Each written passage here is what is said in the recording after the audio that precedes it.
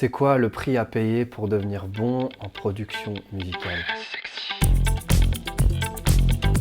Salut, c'est Vince, j'espère que tu vas bien. Hier soir, je discutais avec un acolyte collègue de musique avec lequel je bosse sur mon nouveau projet artistique. On évoquait le fait qu'il y avait énormément de musiciens qui se voilaient la face. Il y avait énormément d'aspirants dans le monde du home studio, de la MAO, de la production musicale maison, qui faisaient complètement fausse route. À base de réflexions, typiquement, le matos fait tout, on corrigera ça au mixage, mastering machin, compresseur truc, sidechain, des mots-clés un peu random parfois qu'on sort du chapeau, sur des concepts qu'on a plus ou moins compris et sur lesquels on met beaucoup trop la priorité. Alors qu'en fait, je le dis, je le répète, mais il faut vraiment que ça rentre dans la tête des gens, tout part de la musique. Tous les aspects de production, de mixage surtout, tout ça c'est du bullshit vraiment hein, si la musique ne suit pas. Ce sera juste une coquille vide. Et surtout, on a envie d'aller vite. On vit dans une société qui va à 1000 à l'heure, où on est sans arrêt dans la gratification immédiate. Hein. Tu commandes ton Uber,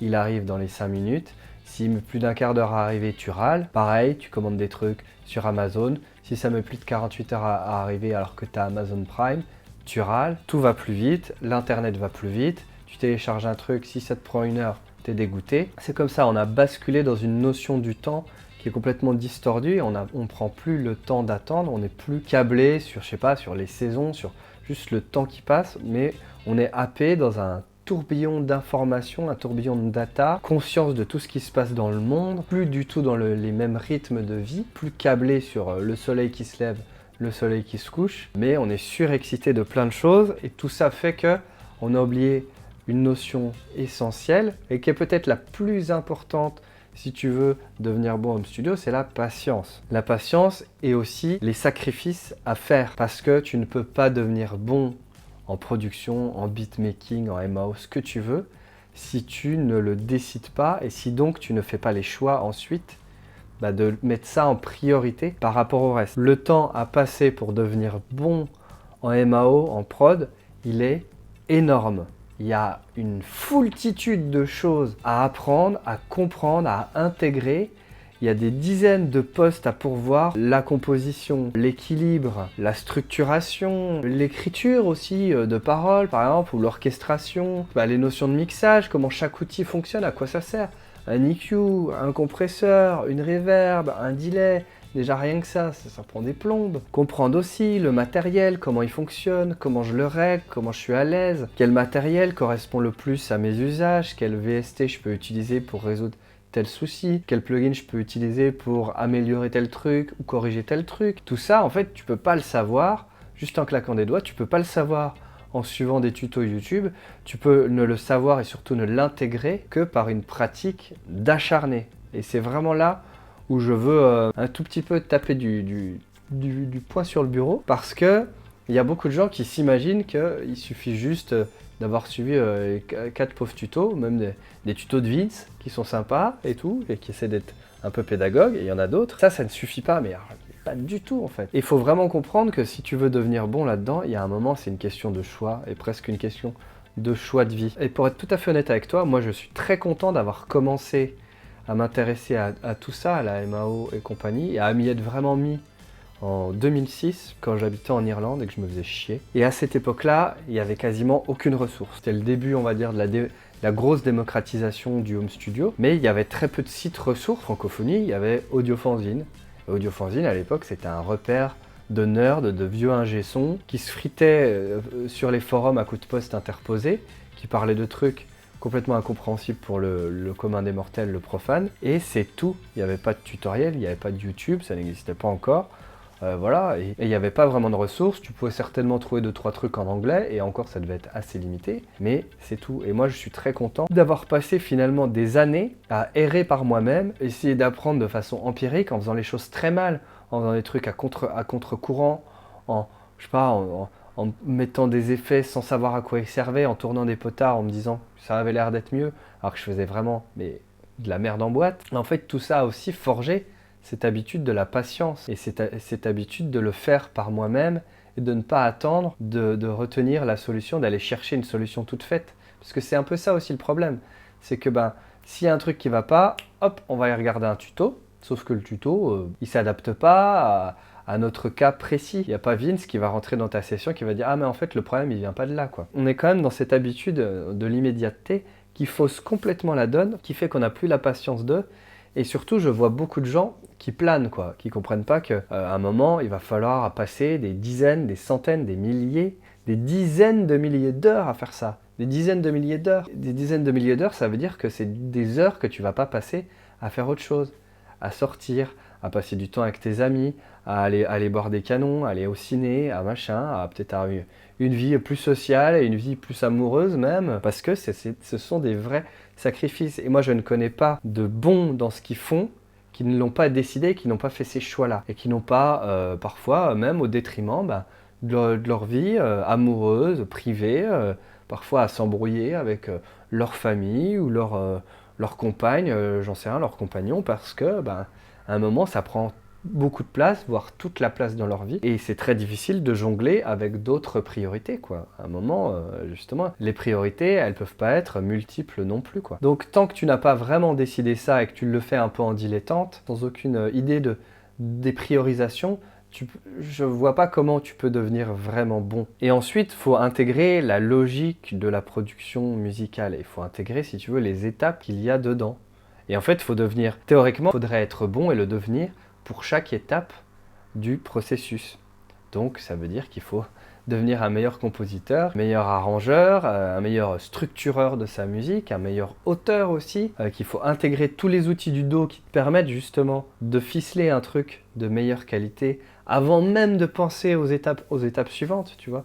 Et donc, il faut arrêter de sortir du chapeau des trucs comme on verra ça au mixage, des trucs comme oui, le mastering c'est super important pour ça, pour ça. Si ton mix il est claqué au sol, le mastering il va vraiment pas rendre service à ta musique, au contraire, il va la détruire. Et ton mixage il dépend du bon accord, de l'équilibre juste entre les différentes parties, entre les différents pupitres. C'est comme un orchestre quoi. Même si tes instruments, ça va être des gros synthés, des pads, des gros kick snares, des machins, c'est la même chose. Il faut que chaque élément trouve sa place dans la composition avant même de penser à quoi que ce soit d'autre. Pour arriver à cette logique-là, il n'y a pas 36 solutions, encore une fois, il va falloir le décider et il va falloir passer les heures pour.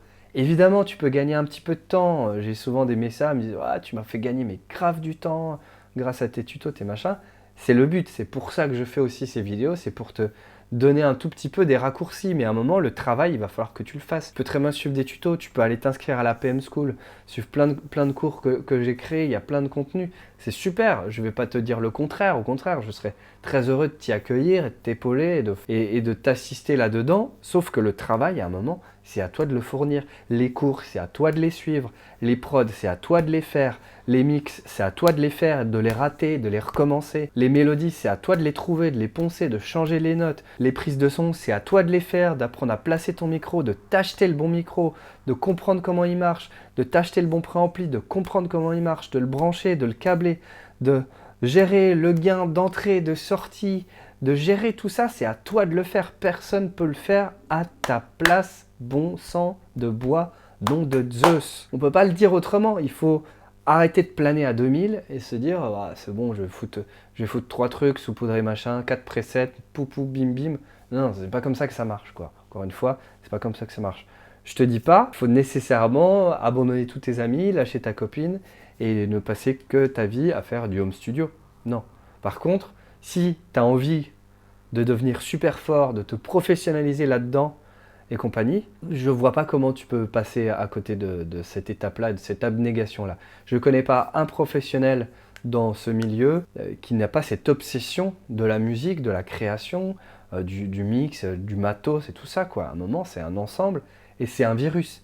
Et soit tu acceptes de te faire contaminer, soit tu fais geste barrière vax à la noix, et puis bah non, tant pis, j'y vais pas, quoi. Mais si tu veux vraiment y aller, faut vraiment comprendre qu'il y a un prix à payer. Et que tu vas y laisser des plumes, que tu vas y laisser peut-être un peu de ta santé, tu vas creuser un peu tes cernes, tu vas creuser un peu tes rides, tu vas perdre du fric aussi parce que tu vas acheter des choses, que tu vas peut-être sortir moins, que tu vas peut-être être moins social, que tu vas peut-être avoir plus de difficultés dans d'autres domaines de ta vie parce que tu auras décidé de mettre le focus sur ça. Voilà. Et c'est comme toute vraie grosse passion dévorante, si tu t'abandonnes à ta passion, bah, elle va prendre beaucoup de place, parfois toute la place. Reste aussi conscient de ça, reste prudent si tu le décides, de pas non plus complètement te faire happer, de totalement te désocialiser, de totalement voilà, te perdre tout seul dans tes errances dans Logic Pro à 5 heures du mat et d'être complètement sans dessus-dessous. Parce que je crois pas au mythe de l'artiste maudit, machin, destroy et tout.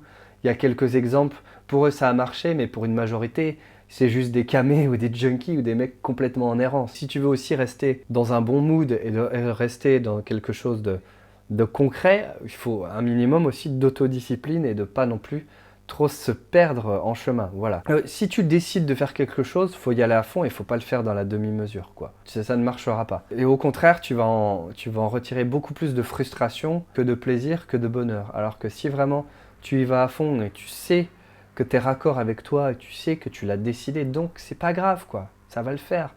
Ça va le faire, même si ça t'amène pas là où tu veux, même si tu n'auras pas le succès que tu estimes mériter et tout ça, parce que malheureusement, je le disais encore hier, il n'y a pas de place pour tout le monde, et puis la musique est un milieu ultra ingrat où tout est concentré vraiment en haut de la pyramide, encore une fois. Comme beaucoup de choses dans le monde dans lequel on vit, il faut accepter que c'est blood, sweat and tears, il faut accepter que tu vas galérer, que tu ne vas pas tout comprendre, et que il va falloir que tu passes du temps pour intégrer les différents processus. Et crois-moi, ils sont vraiment nombreux. Tu peux passer 20 ans à faire des choses et en fait te rendre compte que tu sais pas tant de choses que ça et continuer à apprendre, continuer à t'élever et continuer à progresser peut-être auprès de gens plus avancés que toi, puis aussi surtout à travers l'expérience, les expériences que tu vas avoir de la production, de la composition, mais aussi, j'en sais rien, des concerts, de faire des vidéos, tout ça, c'est des choses, tu peux pas devenir bon tout de suite, c'est impossible, quoi. Pour un mec ultra talentueux qui est devenu super fort tout de suite et qui a passé juste un an et puis d'un coup il a une putain d'identité artistique, c'est un tueur en production, il fait des vidéos de dingue ou quoi aux caisses où il chante super bien, où il a une maîtrise de ouf de l'ensemble. Pour une personne comme ça, t'en as des centaines de milliers d'autres qui, elles, vont devoir parcourir le chemin et qui, elles, vont devoir ramer, etc. Et je voudrais terminer sur une petite note un tout petit peu positive quand même, parce que je sais que ça peut être un peu négatif, mais vraiment, voilà, décide de ça. Mais juste pour terminer, j'aimerais quand même que tu te rendes compte de la chance qu'on a de pouvoir faire de la musique, de la chance qu'on a de pouvoir avoir ce moyen d'expression, parfois cette soupape, parfois cette possibilité voilà, de sortir des choses de nous, de les fixer, et que ces choses-là ne nous bouffent pas de l'intérieur, voire même nous fassent un cancer ou un ulcère, tu vois, et qu'au contraire, on ait ce moyen d'expression-là, parce que c'est rare, il y a beaucoup de gens qui sont frustrés toute leur vie parce qu'ils n'arrivent pas à dire clairement ce qu'ils ont en eux, ça les ronge de l'intérieur, ils portent un masque, mais au fond d'eux-mêmes, ils sont à moitié détruits, ils sont en miettes. Et avoir la musique comme ça, comme soutien aussi dans ta vie, comme médicament même, c'est une chance inouïe. Donc voilà, accepte aussi que même si c'est dur et tout, il y a toujours et il devrait toujours y avoir, même si t'en chies, même si tu refuses d'aller en soirée pour passer ta nuit dans ton home studio, et moi, Dieu sait que je l'ai fait un paquet de fois, faut aussi que le plaisir il soit là. Si le plaisir n'est pas là, c'est peut-être aussi que tu es en train de te planter de direction et qu'il faut peut-être reconsidérer ce que tu es en train de faire. Ok, c'est un travail, ok machin, mais si tu bounces plus la tête, si ça te donne plus le smile quand tu fais des modifs sur tes tracks et compagnie, et qu'au contraire tu es dans la souffrance et que tu es en mode autoflagellation, c'est qu'il y a un bug dans la matrice. Voilà. C'est tout pour moi, j'espère que cette vidéo t'a été utile. Si c'est le cas, n'hésite pas à laisser un gros pouce en l'air. Tu peux aussi nous rejoindre dans la PM School si tu veux progresser, passer des caps, et puis profiter un peu d'un semblant de cadre voilà, qu'il est difficile d'avoir quand on est tout seul dans son coin. C'est le premier lien dans la description. Je te laisse, fais plein de musique surtout, encore une fois, c'est le plus important. Ciao.